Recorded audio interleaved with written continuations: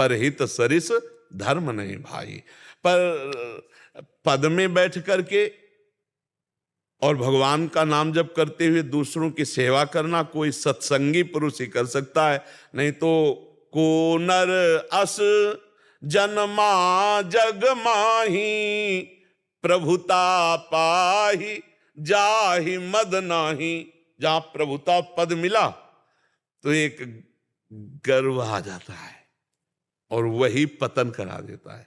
जब दक्ष जी को प्रजापति पद मिला ना, भगवान शंकर के ससुर सती जी के पिता, जो ही प्रजापति पद मिला तो सभा में जब आए तो सब खड़े हो गए, लेकिन भगवान शंकर ब्रह्मा जी ये खड़े नहीं हुए। तो ब्रह्मा जी को देखकर तो नमस्कार किया कि भाई प्रपिता वहां सब पूरे जगत की सृष्टि रचना करने वाले ना उठे तो कोई बात नहीं, लेकिन जब भगवान शंकर की तरफ देखा तो उन्होंने कहा ये तो बेटे के समान है, क्योंकि अपनी बेटी दान।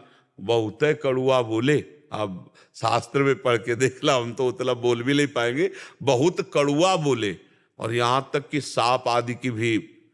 तब ये बात है कि भगवान का आश्रय ना होने के कारण सामने भगवान देवाधिदेव महादेव जी बैठे हैं, उनका अपमान कर दिया दक्ष जी ने जब प्रजापति पद में। और अंत परिणाम कितना बुरा हुआ कि जिस वचन से कड़ुआ बोले थे महादेव जी के लिए, ना गर्दन रह गई ना वचन रह गए।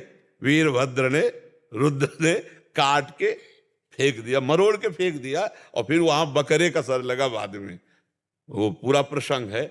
तो पदाभिमान जागृत ना हो, भगवान का आश्रय हो और नाम जप हो और समाज की सेवा हो, हमें लगता है इसी से भगवत प्राप्ति हो जाएगी। बस पदाभिमान जागृत ना हो, क्योंकि ये रजोगुणमयी सृष्टि है, और जब कोई पद मिलता है हम भगवान से विमुख होते हैं तो ये पद अपना असर दिखा देता है। और अगर भगवान का नाम जब चल रहा है और सत्संग संतों का करते हैं तो फिर पदाभिमान नहीं आएगा। यहाँ का क्या कितना भी बड़ा पद हो जाए, नहीं तो पदाभिमान जागृत हो जाता है भगवत आश्रय ना हो तो। जैसे महाराज नहुष देवराज इंद्र पद पर बैठे, देवराज इंद्र पद पर देवताओं ने जब इनको देवराज इंद्र पद के लिए चयन किया तो इन्होंने कहा मेरी सामर्थ्य नहीं कि आप देवताओं को आदेश कर सकूं, पवन देव अग्निदेव इनको मैं आदेश कर सकूं, मेरी सामर्थ्य नहीं। तो बोले हर देवता की आदि सामर्थ्य आप में आ जाएगी, हर देवता की।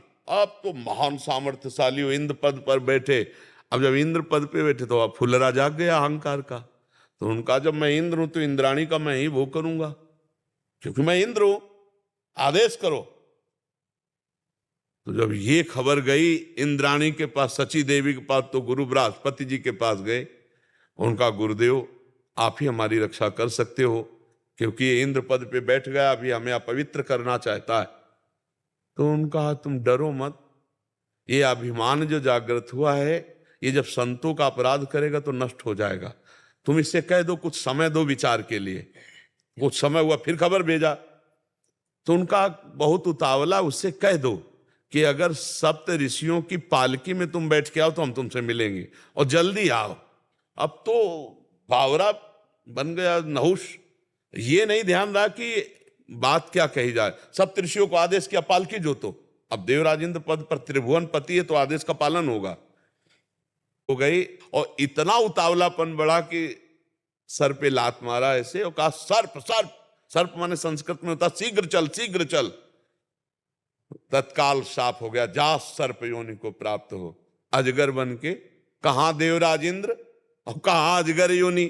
तो ये जो त्रिभुवन के जितने छोटे पद से बड़े पद तक है, जब तक भगवान का आश्रय नहीं होगा और भगवत भजन नहीं होगा तो इसका एक गर्व आ जाता है, और गर्व में हमसे अपराध बन जाते हैं, और अपराध से फिर हमारा पतन हो जाता है।